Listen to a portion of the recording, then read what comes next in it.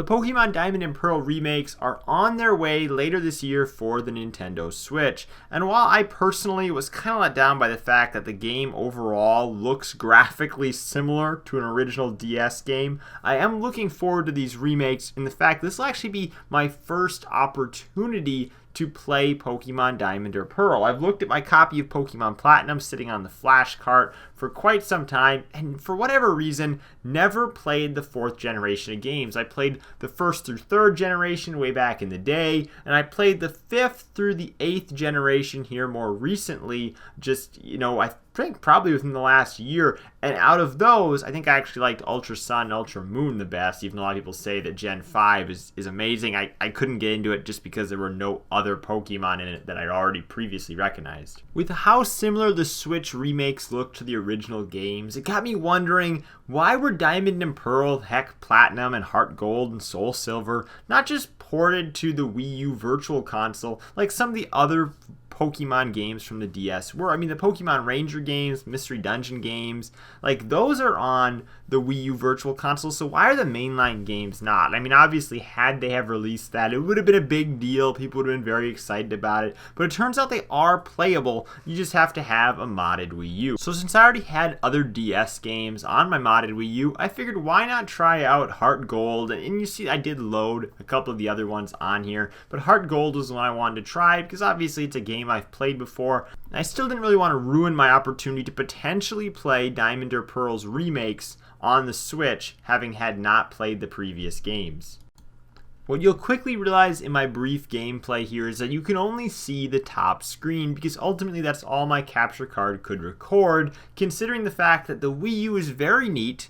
in its ability to display the DS's bottom screen on the Wii U tablet and the top screen of the game on the actual TV itself. Now, I will show later that there are other viewing options that can give you both the screens, for instance, on your TV, make that bottom screen smaller, the way people usually do when they stream. But ultimately, I think it's very cool to be able to touch the Pokemon attacks down on my Wii U gamepad and watch it play out on the TV. It's one of those novel ways where the gamepad and the TV kind of work seamlessly together. You will see as I show here there are other viewing options you can use, and if you're familiar with the Wii U or playing DS games on the Wii U, the official ones that were released for instance and are on the eShop, these menus probably look very similar to those because, well, they're the exact same menus. So the way you do this and set this up is obviously first you need a modded Wii U. But once you've done that, and there'll be a tutorial down in the description to get you set up there, you need to take a Wii U legitimate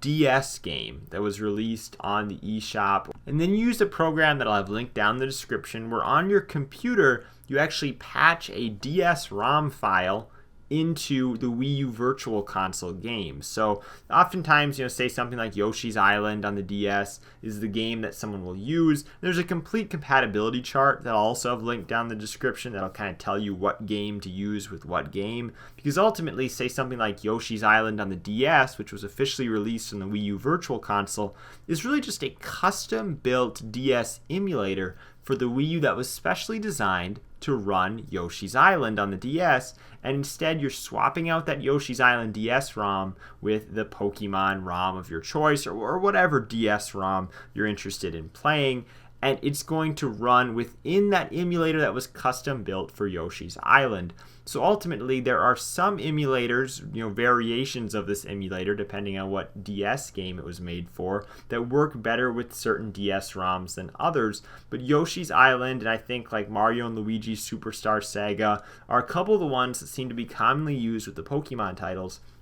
But again, there will be a chart down in the description linked where it'll actually tell you, if you want to play this popular DS game, you need to patch it onto this Wii U DS game. Once you make your custom Wii U Virtual Console file, you just take it and you install it on your Wii U like you would install any other piece of Wii U software, probably using the WUP installer or a similar program. So if you're familiar with, injecting games on the 3DS, for instance, this is a very similar process, and overall compatibility is going to vary, and it's going to be very game dependent. Ultimately, certain games will work better with certain Wii U DS games, while in some instances it may be impossible to get a game to run very well. And again, that compatibility chart is very limited. It's simply limited to whatever games people have actually tested. So you take the Pokemon games, for instance, very popular, obviously were some of the first ones probably get tested, but some of the more obscure DS games have probably never been tested. So if you want to play a more obscure game,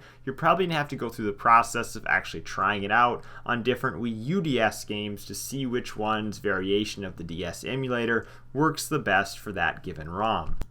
Having now played beyond this point in Heartgold, I will tell you there are very occasional minor graphical glitches where, maybe when you're inside of a building, the people will turn to this weird pixelated look that, it's like their pixels got scrambled on the character models. But beyond that, this plays very well. It's just alarming to me the fact that Nintendo had this sort of technology available on the Wii U, maybe even to a degree on the Wii with some of the other consoles the Wii was able to emulate in the Virtual Console, and yet they decide to not release these games on the Virtual Console when doing so would have allowed them to make, in my opinion, some easy sales, but apparently they decided that it would be easier to re-release these games as a sort of remaster for full price, another handful of years later, and in the meantime let the reseller market sell used copies of Pokemon Diamond and Pearl for, I don't know,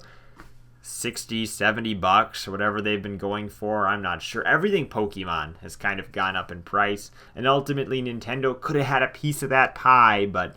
I guess for whatever reason they decided they didn't want to. So thank you guys for watching. I'm Bailey, and I will see you in the next video. And if you're interested, I'll have those links down in the description so you can get this up and running on your Wii U if you're lucky enough to own one of those obscure Nintendo consoles.